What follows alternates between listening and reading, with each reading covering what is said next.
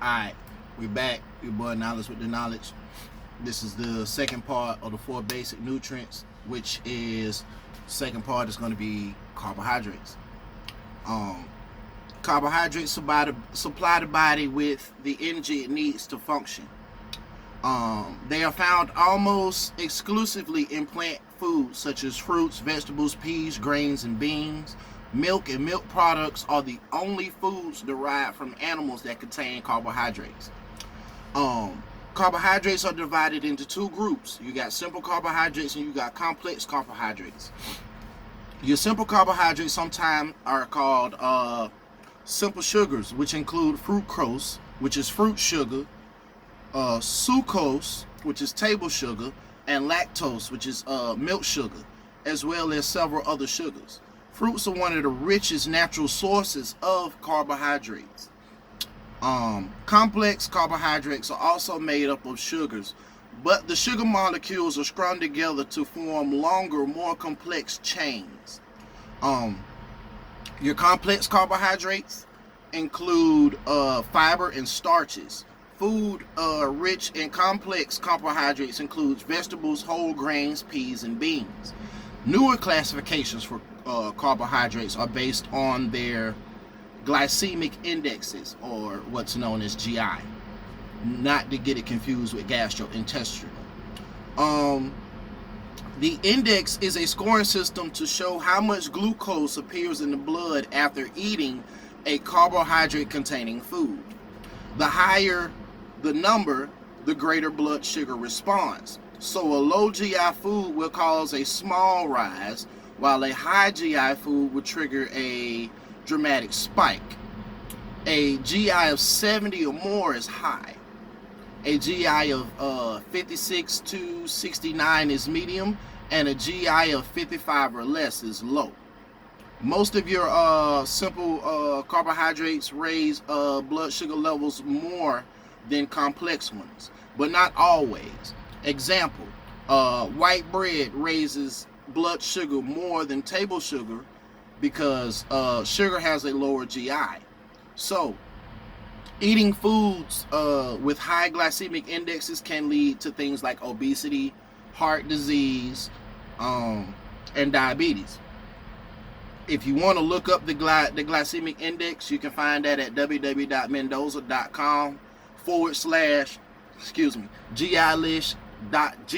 list.htm. www.mendoza.com GI list, that's /GI list.hm, or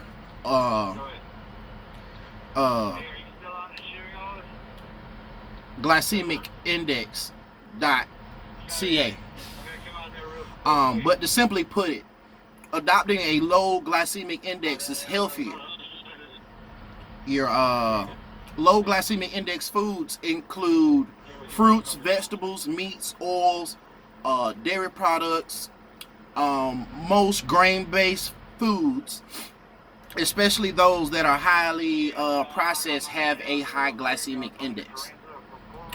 Carbohydrates are the main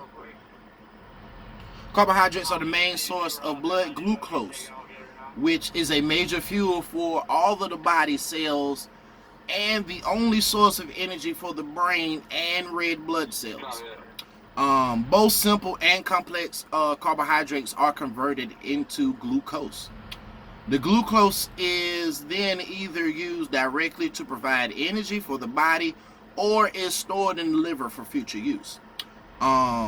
If a person consumes more calorie than his or her body is using, a portion of the carbohydrates consumed may be stored in the body as fat. Due to complex chemical reactions in the brain, eating carbohydrates has a mild tranquilizing effect and can be beneficial for people who suffer from seasonal affective disorder and or depression. When choosing carbohydrate-rich foods for your diet, choose unrefined foods such as your fruits, your vegetables, peas, beans, whole grain products instead of refined processed foods such as soft drinks, desserts, candy, and sugar. Your refined foods offer few if any, of the vitamins and minerals that are important to your health.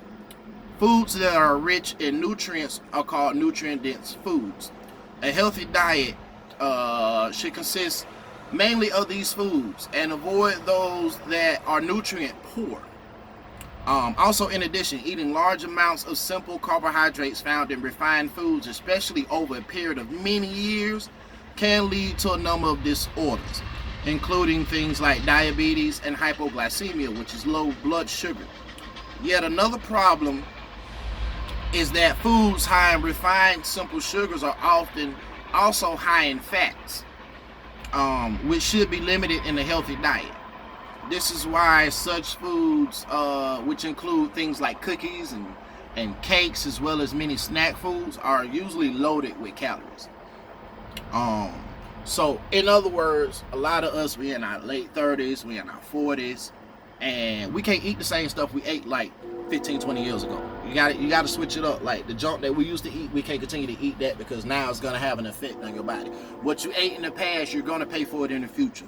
So it's better to make smarter choices. Now, regarding fiber, which is a very important form of carbohydrate, it was referred to in the past as roughage. A dietary fiber is part of a plant that is resistant to the body's digestive enzymes. And as a result, only a relatively small amount of fiber is digested or metabolized in the intestines. Instead, most of it moves through the gastrointestinal tract and ends up in the stool. That's another important reason why fiber, even though fiber is a carbohydrate, fiber is needed. Although most fiber is not digested, it delivers several important health benefits. First of all, fiber retains water, resulting in a softer and bulkier stool that prevents things like constipation and hemorrhoids. Water is essential for that alone. When it comes to your stool, you shouldn't have to strain. It shouldn't be, elbows on knees and nothing like that. It should be a smooth, fluid process. A high fiber diet also reduces the risk of things like colon cancer, perhaps by speeding up the rate at which the stool passes through the intestine, and by keeping the digestive tract clean.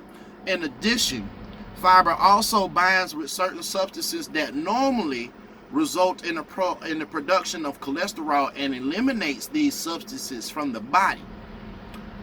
In this way, a high fiber diet helps lower blood cholesterol levels, reducing risk of things like heart disease.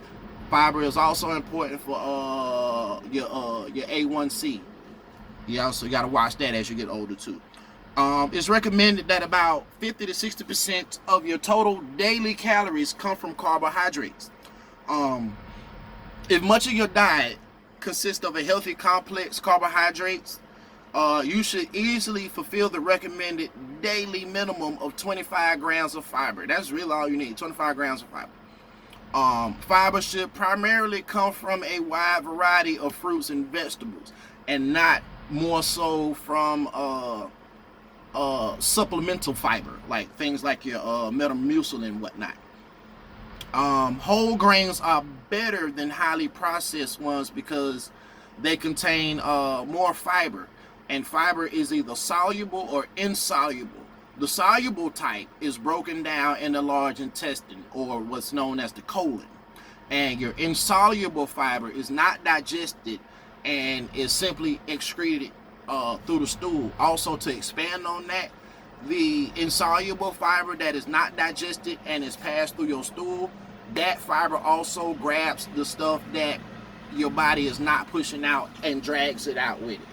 So that's another important use for fiber, as well as weight control, because a lot of people don't have enough fiber in their diet, and they're walking around with 20 pounds of shit in their body that hasn't been processed out.